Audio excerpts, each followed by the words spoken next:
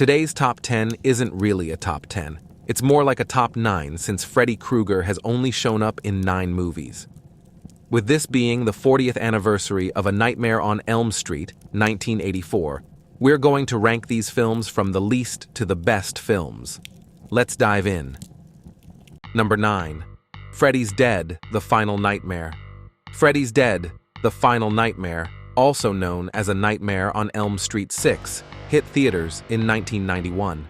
It's the 6th entry in the A Nightmare on Elm Street series and follows up on A Nightmare on Elm Street 5, The Dream Child. Initially, it was meant to wrap up the whole saga, but then Wes Craven's New Nightmare came out 3 years later, which isn't really part of the main storyline. Later on, in 2003, we got Freddy vs. Jason, which is a crossover sequel. Fun fact, this was also New Line Cinema's first film released in 3D. Freddy's Dead, The Final Nightmare kicked off with a solid $12.9 million during its opening weekend, marking the best start for the franchise until Freddy vs. Jason came along. It also set the record for the biggest September opening at that time, landing at number 1 in the box office. In its second weekend, it pulled in another $6.6 million, holding on to the top spot before dropping to number 4 in its third week. By the end of its run, the film raked in $34.9 million across the US and Canada, making it the 5th highest grossing film in the series. The movie has a pretty low score of 22% on Rotten Tomatoes, based on 36 reviews, with an average rating of 3.8 out of 10. The consensus on the site says, "Turning the once scary Dream Reaper into a silly caricature, this dull ending will make viewers wish Freddy would just stay gone." It's the second worst-rated Elm Street film on the site, just above the 2010 remake. The Austin Chronicle mentioned, "Freddy Krueger has gone from a terrifying, mysterious figure in the original to a boring and overly predictable monster that kids seem to adore." Number 8. A Nightmare on Elm Street, 2010. A Nightmare on Elm Street is a 2010 supernatural slasher flick directed by Samuel Bayer, marking his first time in the director's chair. The screenplay was crafted by Wesley Strick and Eric Heiserer, featuring a cast that includes Jackie Earle Haley, Kyle Gallner, Rooney Mara, Katie Cassidy, Thomas Dekker, and Kellen Lutz. Produced by Michael Bay and Platinum Dunes, this film is a fresh take on Wes Craven's original 1984 movie and serves as the 9th entry in the Nightmare on Elm Street series. Set in a made-up town in Ohio, the story follows a group of teens living on the same street who find themselves hunted and killed in their dreams by a scarred figure named Freddy Krueger. As the plot unfolds, the teens realize they all have a shared past that makes them prime targets for Krueger. Craven wasn't too happy about not being included in the project discussions. Meanwhile, Robert Englund, who played Freddy in the first 8 films, showed his support for the remake and the choice of Haley to take on the Freddy role. A Nightmare on Elm Street had its world premiere in Hollywood on April 27, 2010, and hit theaters in North America on April 30, 2010, thanks to Warner Bros. Pictures and New Line Cinema. Even though it got some pretty harsh reviews, the film still raked in over $63 million at the domestic box office and $117.7 million globally, making it the top-grossing film in the franchise. Roger Ebert from the Chicago Sun-Times rated the film just 1 star out of 4, saying he watched A Nightmare on Elm Street with a sense of tired acceptance. He pointed out that the movie features a bunch of teenagers who are introduced, plagued by nightmares, and then brutally killed by Freddy. He questioned whether we're really meant to be scared, wondering if the sudden loud music is supposed to trigger a fearful reaction. Meanwhile, Peter Travers from Rolling Stone gave it 1.5 out of 4 stars, commenting that you can feel the Bay influence in how the actors are treated like mere numbers.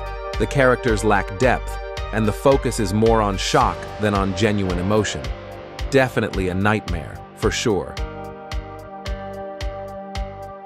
Number 7. A Nightmare on Elm Street 5, The Dream Child. A Nightmare on Elm Street 5, The Dream Child is a 1989 slasher flick directed by Stephen Hopkins and penned by Leslie Bohem. This is the fifth movie in the A Nightmare on Elm Street series, featuring Lisa Wilcox and Robert Englund as the infamous Freddy Krueger. The plot revolves around Krueger, who exploits the dreams of Alice Johnson's unborn child to hunt down new victims.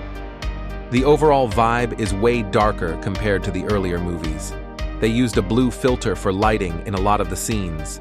It's one of the last slasher flicks to come out in the 80s. The Dream Child hit theaters on August 11, 1989, raking in $22.1 million against an $8 million budget.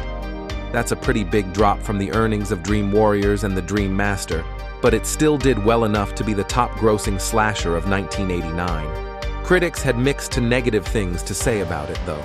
Variety described it as a badly put-together special effects showcase, with acting that was all over the place. But they did give a nod to the special effects, saying that the highlight is the amazing special effects sequences that include creative makeup, matte work, stop-motion animation, and optical effects. In a 1990 interview while promoting Predator 2, Hopkins shared his disappointment with the end result, saying that, "It was a rushed schedule without a reasonable budget, and after I finished it, New Line and the MPAA came in and cut the guts out of it completely. What started out as an okay film with a few good bits turned into a total embarrassment. I can't even watch it anymore." Number 6. Freddy vs. Jason. Freddy vs. Jason is a slasher flick from 2003, directed by Ronnie Yu and penned by Damian Shannon and Mark Swift. It brings together the worlds of A Nightmare on Elm Street and Friday the 13th, marking the 8th movie in the former series and the 11th in the latter. The cast includes Monica Keena, Kelly Rowland, Jason Ritter, Christopher George Marquette, Lachlan Monroe, and Robert Englund. Freddy vs. Jason pulled in $82.6 million from the US and Canada, plus another $34 million from other regions, bringing its total to $116.6 million, all on a $30 million budget.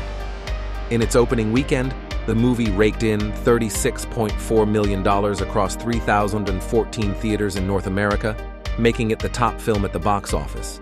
It held onto the #1 spot for its second weekend, earning $13.4 million, but then slipped to 6th place in its third weekend with $7.1 million. Sasha Molatoris from the Sydney Morning Herald said, "This is a strong piece, packed with scares, laughs, gore, unexpected twists, and sharp dialogue that keeps you entertained throughout." Meanwhile, Robert K. Elder of the Chicago Tribune rated the film 2.5 stars out of 4, noting that it works well as a guilty pleasure, a monster mash that outshines the recent disappointing sequels affecting both franchises. Number 5. A Nightmare on Elm Street 2. Freddy's Revenge. A Nightmare on Elm Street 2. Freddy's Revenge, which you might see as A Nightmare on Elm Street, Part 2. Freddy's Revenge is a supernatural slasher flick from 1985. Directed by Jack Shoulder and penned by David Chaskin, it features Mark Patton, Kim Myers, Robert Englund as the iconic Freddy Krueger, and Robert Russler. This movie is the second chapter in the A Nightmare on Elm Street series.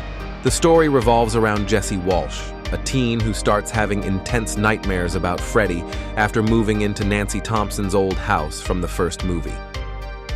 Freddy's Revenge hit theaters on November 1st, 1985, raking in $30 million at the US box office from a $3 million budget. When it first came out, critics had mixed feelings about it, often saying it didn't live up to the original. But over time, it's gained a following as a cult classic, with many reviewers taking a fresh look at its homoerotic themes and content. New Line Cinema was behind its distribution. The movie was succeeded by A Nightmare on Elm Street 3: Dream Warriors in 1987. On Rotten Tomatoes, the movie holds a 43% approval rating from 30 reviews, with an average score of 5.1 out of 10. The critics' consensus on the site says, "While Freddy's Revenge has an interesting layer of repressed sexuality, the sequel falls flat with unconvincing performances and fails to deliver memorable scares." Over on Metacritic, it has a weighted average score of 43 out of 100 from 6 critics, suggesting mixed or average reviews. Film critics have frequently pointed out the movie's apparent homoerotic undertones, suggesting that Jesse might be a repressed gay man. They highlight specific moments, like when he runs into his gym teacher at a fetish club and his hasty retreat to a male friend's place after trying to kiss his girlfriend at a pool party. Additionally, Mark Patton, who portrays Jesse, took on a role that's typically written for female characters in this genre, similar to the first film, which has led to it being dubbed the final girl. When it first came out, one magazine even called it the gayest horror film ever. Nowadays, it has gained a cult following among LGBTQ+ viewers. I didn't like the second script. I thought it was a silly script. There was not a clear-cut hero who remained intact. Freddy coming out of the hero really violated the viewer's ability to identify with him. I suggested they make the girl across the street the hero. I thought it would have been much wiser to make her the central character. I also thought they brought Freddy much too much into the realm of reality and put him in situations where he was diminished. You want Freddy to be always threatening and overpowering. But when he's running around a swimming pool with a bunch of teenagers who are all bigger than he is, he starts to look really silly. Wes Craven, 1988. Number 4, A Nightmare on Elm Street. The Dream Master, A Nightmare on Elm Street 4. The Dream Master is a 1988 American slasher film directed by Renny Harlin, and it's the 4th movie in the A Nightmare on Elm Street series. Picking up after A Nightmare on Elm Street 3, Dream Warriors, 1987, the story centers on Freddy Krueger, played by Robert Englund. After taking out Nancy Thompson and getting his revenge on the families that wronged him, he comes back in the dreams of Kristen Parker, Joey Crucell, and Roland Kincaid. Freddy uses Kristen's best friend, Alice Johnson, to reach new victims and feed his deadly cravings. This installment is often dubbed the MTV Nightmare of the series. The Dream Master hit theaters on August 19, 1988, raking in $49.4 million at the US box office from a budget of just $6.5 million. It held the title of the highest-grossing film in the franchise in the US until Freddy vs. Jason came out in 2003, which teamed up with the Friday the 13th series.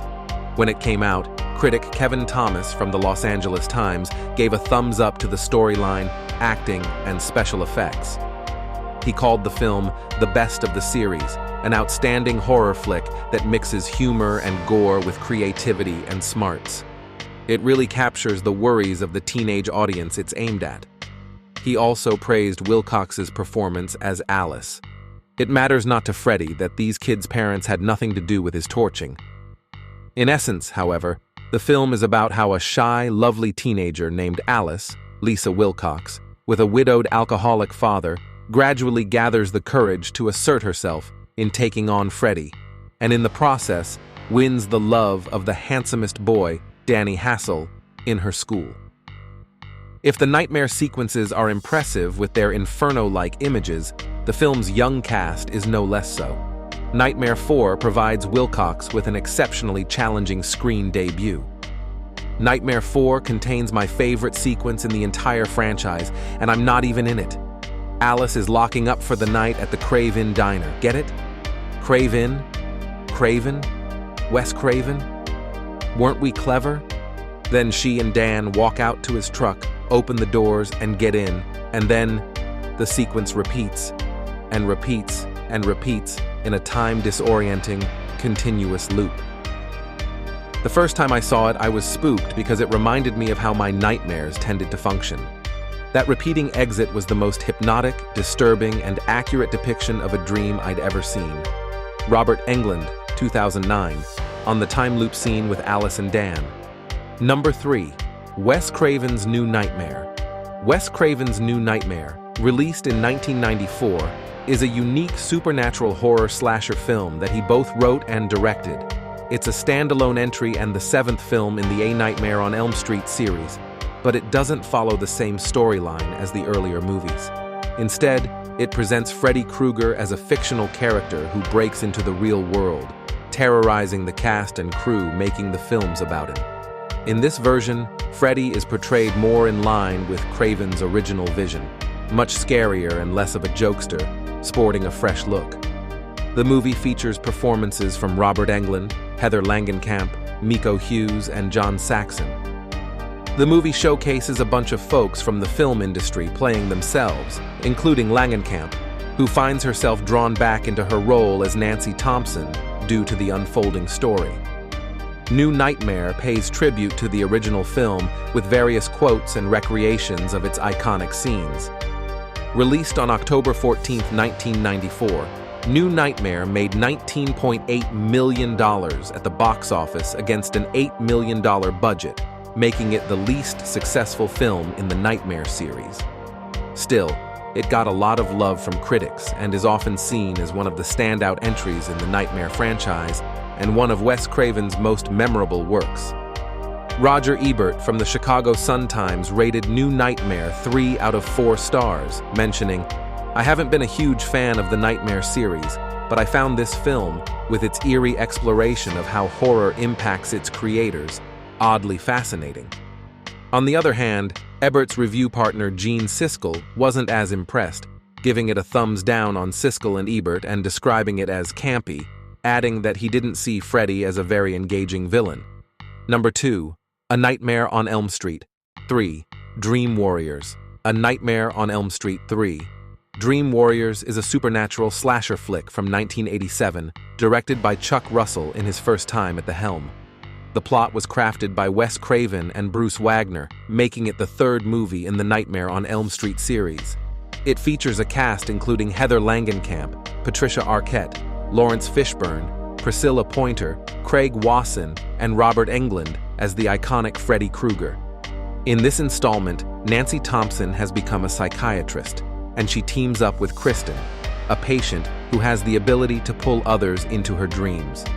Together with a group of kids, they embark on a bold mission in the dream world to rescue a child from Freddy's clutches. Dream Warriors hit theaters on February 27, 1987, raking in $44.8 million in the US, against a budget of over $4 million. Meanwhile, Janet Maslin from the New York Times pointed out that the film's dream sequences are clever, showcasing some impressive nightmare visuals and special effects. And number 1, A Nightmare on Elm Street, 1984. A Nightmare on Elm Street is a 1984 supernatural slasher flick created by Wes Craven and produced by Robert Shea. This movie kicks off the A Nightmare on Elm Street series and features Heather Langenkamp, John Saxon, Roni Blackley, Robert Englund as the iconic Freddy Krueger, and Johnny Depp making his first appearance on the big screen. The story revolves around a bunch of teens who find themselves hunted by Krueger, a vengeful, undead child murderer who takes them out in their dreams as payback for what their parents did to him. This is God. Wes Craven shot A Nightmare on Elm Street in Los Angeles with a budget of around $1.8 million. It was one of the early projects from New Line Cinema, which at the time was mainly a distributor. This film helped the company grow into a successful mini-major studio, earning it the nickname The House That Freddy Built. The movie hit theaters on November 9, 1984, starting with a limited release before going nationwide on November 16, 1984. It ended up making $57.1 million globally. Critics praised it when it came out, and it's now regarded as one of the best horror films of all time. In 2021, the Library of Congress added A Nightmare on Elm Street to the National Film Registry for being culturally, historically, or aesthetically significant. Paul Atanasio from The Washington Post gave a thumbs up to the film, saying that, for a low-budget project, Nightmare on Elm Street is impressively well made. The script is sharp and clever, and the cinematography by Jacques Haitkin is both clear and engaging. The review also pointed out that the genre has its constraints, but Craven tackles this challenge with skill. A Nightmare on Elm Street sits right between an exploitation film and classic surrealism.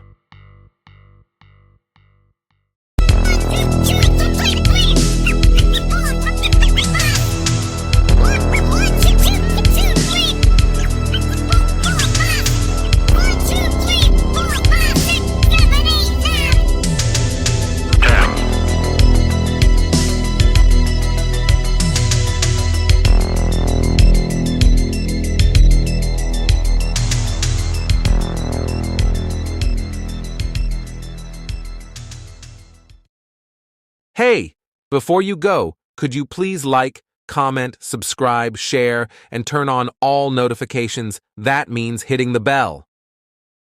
Good day.